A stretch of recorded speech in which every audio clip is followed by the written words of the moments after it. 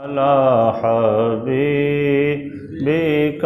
خير الخلق كلهم مولاي صل وسلم دائما أبدا على حبيبك خير الخلق كلهم.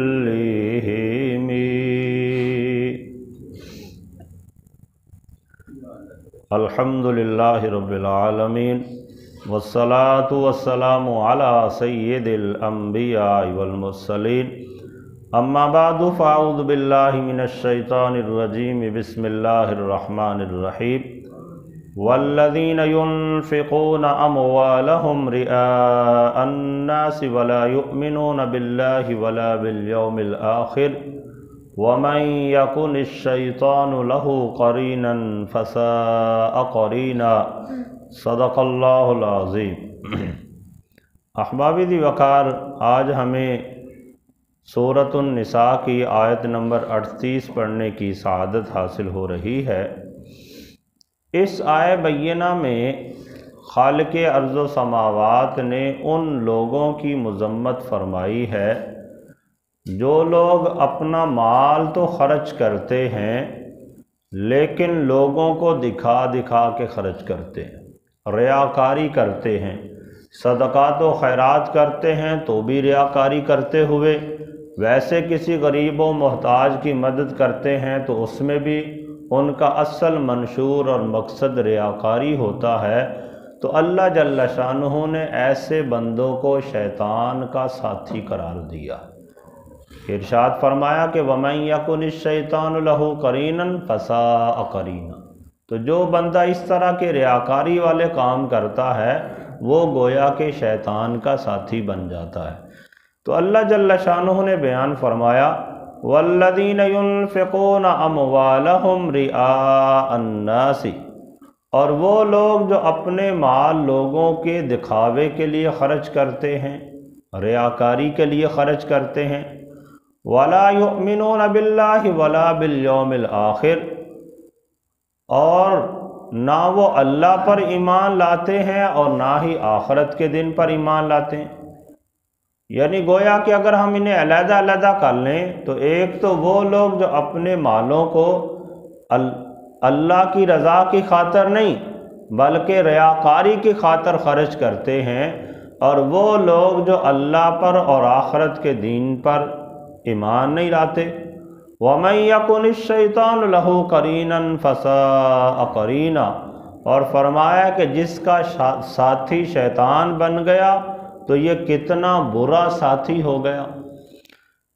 تو احباب ذی وقار، یہاں پہ جو پہلی چیز بیان فرمائی وَالَّذِينَ يُنفِقُونَ أَمْوَالَهُمْ رِئَاءَ النَّاسِ، کہ وہ لوگ جو اپنے مالوں کو لوگوں کے دکھاوے کے لیے، ریاکاری کے لیے خرچ کرتے ہیں، اس کے بارے میں آقا کریم صلی اللہ تعالی علیہ وسلم کی حدیث مبارکہ میں اسے شرک اصغر کہا گیا. اور نبی علیہ السلام کی تعلیمات سے ہمیں پتہ چلتا ہے کہ ایسے بندوں کو قیامت والے دن جزا نہیں ملے گی، بلکہ رب تعالیٰ ان سے فرمائے گا کہ ان لوگوں کے پاس جاؤ جن کے دکھاوے کے لیے تم اپنا عمل کیا کرتے تھے، ان سے جا کے اپنی جزا کا مطالبہ کرو. اس کے بارے میں حضرت سیدنا محمود بن لبید رضی اللہ تعالی عنہ، ان سے مروی ایک حدیث مبارکہ ہے. آپ بیان فرماتے ہیں تاجدار مدینہ صلی اللہ تعالی علیہ وسلم نے ارشاد فرمایا، اپنے صحابہ کو مخاطب کرتے ہوئے، اپنی امت کو مخاطب کرتے ہوئے ارشاد فرمایا کہ مجھے تم پر سب سے زیادہ شرک اصغر کا خوف ہے.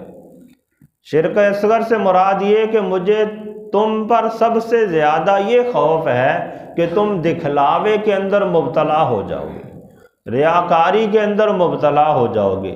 نماز پڑھو گے تو وہ بھی لوگوں کو دکھانے کے لیے، صدقات و خیرات کرو گے تو لوگوں کو دکھانے کے لیے، حج کرو گے تو لوگوں کو دکھانے کے لیے، یعنی جو بھی کام کرنا ہے لوگوں کے دکھاوے کے لیے تم کرو گے تو حضور نے اسے شرک اصغر شمار فرمایا۔ اور پھر آگے ارشاد فرمایا اللہ تعالیٰ قیامت کے دن کچھ لوگوں کو ان کے حساب کے وقت یہ ارشاد فرمائے گا کہ تم جاؤ ان لوگوں کے پاس، ان سے اپنے اجر کا مطالبہ کرو جن کے دکھاوے کے لیے تم کام کیا کرتے تھے۔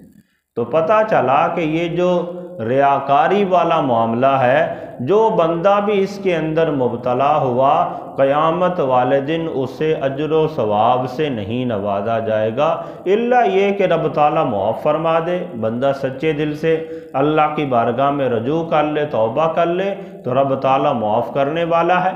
پھر آگے حضرت سیدنا عبداللہ بن عباس رضی اللہ تعالیٰ عنہ سے مروی ایک حدیث مبارکہ ہے، آقا کریم رؤوف الرحیم صلی اللہ تعالیٰ علیہ وسلم نے ارشاد فرمایا کہ اللہ تعالیٰ نے جہنم کے اندر ایک ایسی وادی بنائی ہے، ایک ایسی جگہ بنائی ہے کہ خود جہنم روزانہ 400 مرتبہ اس وادی سے پناہ مانگتا ہے۔ یعنی اس قدر سخت عذاب ہے وہاں پہ کہ خود جہنم کی جو دیگر وادیاں ہیں، جہنم خود اس وادی کے عذاب سے ہر روز 400 مرتبہ پناہ مانگتی ہے۔ اور اللہ جل شانہ نے فرمایا، نبی علیہ السلام نے ارشاد فرمایا کہ اللہ تعالیٰ نے یہ وادی ایسے لوگوں کے لیے بنائی ہے جو ریاکاری کی خاطر عمل کیا کرتے ہیں، لوگوں کے دکھاوے کے لیے عمل کیا کرتے تھے، تو رب تعالیٰ ایسے لوگوں کو اس وادی کے اندر داخل فرمائے گا جس سے خود جہنم پناہ طلب کرتی ہے۔ تو احباب دی وقار، اس لیے ہمیں کوشش کرنی چاہیے کہ اللہ کی راہ میں مال ضرور خرچ کریں، اچھے کاموں میں مال ضرور لگائیں، لیکن لوگوں کے دکھاوے کی ذرا سی نیت نہیں ہونی چاہیے، کوئی بھی ایسے اسباب اختیار نہیں کرنے چاہیے جس کی وجہ سے ریاکاری کے اندر بندہ مبتلا ہو۔ پھر آگے ارشاد فرمایا وَلَا يُؤْمِنُونَ بِاللَّهِ وَلَا بِالْيَوْمِ الْآخِرِ، اور وہ نہ تو اللہ پر ایمان لاتے ہیں اور نہ ہی آخرت کے دن پر ایمان لاتے ہیں۔ مطلب یہ کہ جو ریاکاری کے اندر مبتلا ہو گئے، انہوں نے گویا کہ اللہ اور اس کے رسول کی تعلیمات کو تو چھوڑ دیا، جو آخرت کے دن کے اندر ایسے لوگوں کے لیے وعیدیں بیان کی، انہوں نے گویا کہ ان پر ایمان ہی نہیں رکھا۔ اگر وہ ایمان رکھتے، ان پر یقین رکھتے، تو پھر یقیناً وہ ریاکاری سے بعد آ جاتے۔ اس لیے فرمایا کہ نہ تو وہ اللہ پر ایمان لاتے ہیں اور نہ ہی وہ آخرت پر ایمان لاتے ہیں۔ مطلب یہ کہ نہ تو اللہ کے احکامات کو وہ مانتے ہیں اور نہ ہی آخرت کے عذاب پر وہ یقین رکھتے ہیں۔ اور پھر آگے ارشاد فرمایا وَمَن يَكُنِ الشَّيْطَانُ لَهُ قَرِينًا فَسَاءَ قَرِينًا، اور جس کا ساتھی شیطان بن گیا تو وہ کتنا برا ساتھی ہو گیا۔ تو احباب دی وقار، شیطان کا ساتھی بننے سے مراد یہ ہے کہ دنیا میں شیطان کا ساتھی بننے سے مراد یہ ہے کہ بندہ کام شیطانوں والے کرے، ایسے برے کام کرے، غلط کاریوں کے اندر مبتلا ہو جائے کہ جن کی تعلیم شیطان دیتا ہے۔ یعنی شیطانی کاموں کے اندر اگر بندہ مبتلا ہو جائے تو وہ گویا کہ دنیا کے اندر شیطان کا ساتھی ہو گیا۔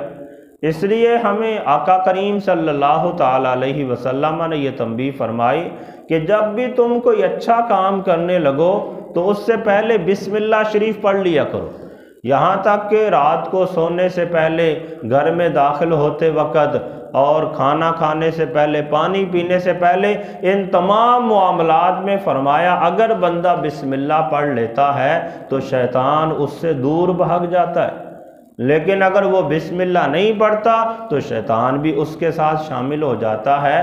تو فرمایا یہ دنیا کے اندر شیطان کے ساتھی بننا ہے کہ بندہ بسم اللہ کو ترک کر دے اور ہر الٹا کام کرے جو شیطانی کام ہے، یا اچھا کام تو کرتا ہے لیکن اس کے آغاز میں بسم اللہ نہیں پڑھتا، تو ایسا بندہ گویا کہ شیطان کا ساتھی بن جاتا ہے۔ اور فرمایا کہ آخرت میں شیطان کا ساتھی بننے سے مراد یہ ہے کہ جس جگہ پہ جیسے شیطان کو آگ کی زنجیروں کے اندر جکڑا جائے گا، تو جو بندہ دنیا میں رہتے ہوئے شیطانی کام کرتا رہا اسے بھی قیامت والے دن آگ کی زنجیروں سے جکڑا جائے گا۔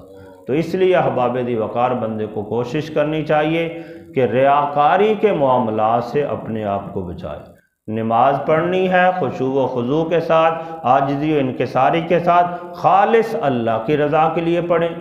حج کرنا ہے، عمرہ کرنا ہے، دیگر جتنے بھی عبادات کے معاملے کرنے ہیں، لوگوں کا دکھاوا مقصود نہ ہو، خالصتاً اللہ کی رضا ہونی چاہیے۔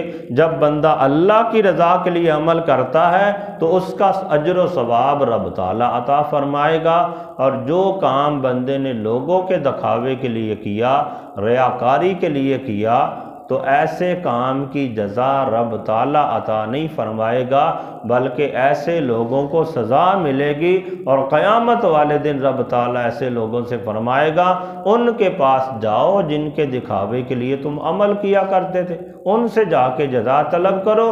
جنہوں نے میری رضا کے لیے کام کیا انہیں میں نے اجر دے دیا، اور جن کی رضا کے لیے یا جن کو دکھانے کے لیے تم نے کام کیا تھا جا کے ان سے اپنی جزا کا مطالبہ کرو۔ تو اللہ تعالی ہمیں ایسی وبا سے، ایسے عذاب سے محفوظ فرمائے، اور اللہ تعالی ہم سب کو قرآن و سنت کی تعلیمات کو سمجھ کر اس کے مطابق عمل پیرا ہونے کی توفیق عطا فرمائے۔